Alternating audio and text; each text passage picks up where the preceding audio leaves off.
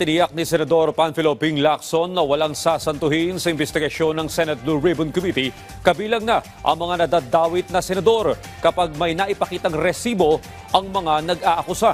Yan ang ulat ni Daniel Manalastas.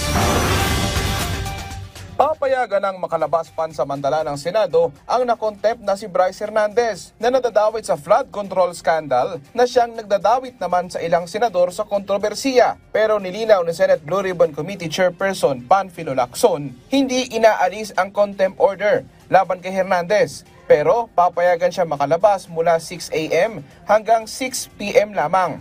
Simula bukas para makakalap ng mga ebidensya. Inaprubahan ni Senate President Soto yung aking request na siya ay samahan palabas ng escort ng OSAA. Parang ano lang yan, parang pass lang na pinayagan yung kanyang request at inapprove naman ni Senate President Soto. Matatandaang nadadawit ang pangalan ni Senador Jinggoy Estrada at Senador Joel Villanueva matapos silang pangalanan ni Hernandez at may alegasyon ng kickback at insertions umano sa budget. Pero sabi ni Lacson, kailangan ni Hernandez magpakita ng ebidensya. So, ang kulang na elemento ron para mag-hold water, kailangan magpakita si Bryce Hernandez ng maski anong proof, ledger man ito, o resibo man ito, o maski anong katibayan o proof na yung sinasabi niyang 30% na commission ni na Senator Jinggoy at Senator Joel, kickback, talaga meron. Kasi without any backup na proof, mananatiling aligasyon yon. Nang tanongin naman si Lacson kung illegal ang unprogrammed funds, sabi niya hindi ito illegal. Pero masamang practice daw ang budget insertions. Paglilinaw pa ng senador, hindi ko sinasabing si Senator Joel at Senator Jinggoy ang nag-insert. Dahil yun yung 355 million ni Senator Jinggoy na-attribute kay Senator Jinggoy, kasama ito doon sa 142 billion na na-insert doon sa bicameral conference nung gaan ng 2025. So hindi pwede i-conclude na silang dalawa mismo ang nag-insert. Pwedeng ibang senador ang nag-insert pero sila yung nag-allocate. Ayon na rin kay Bryce Hernandez.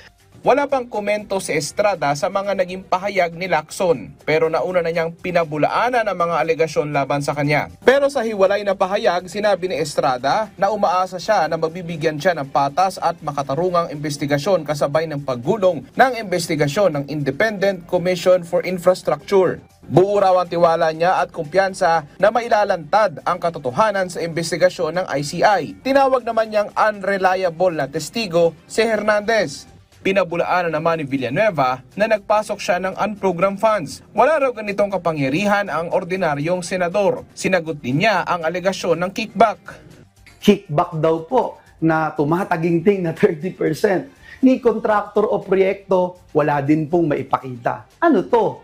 Para bang basta na lang po ako gagawin na punching bag? Klaro po sa akin, sindikato, may interes sa 2028, may gustong sumikat, at ako raw po ang gustong ialay bilang sacrificial lamb.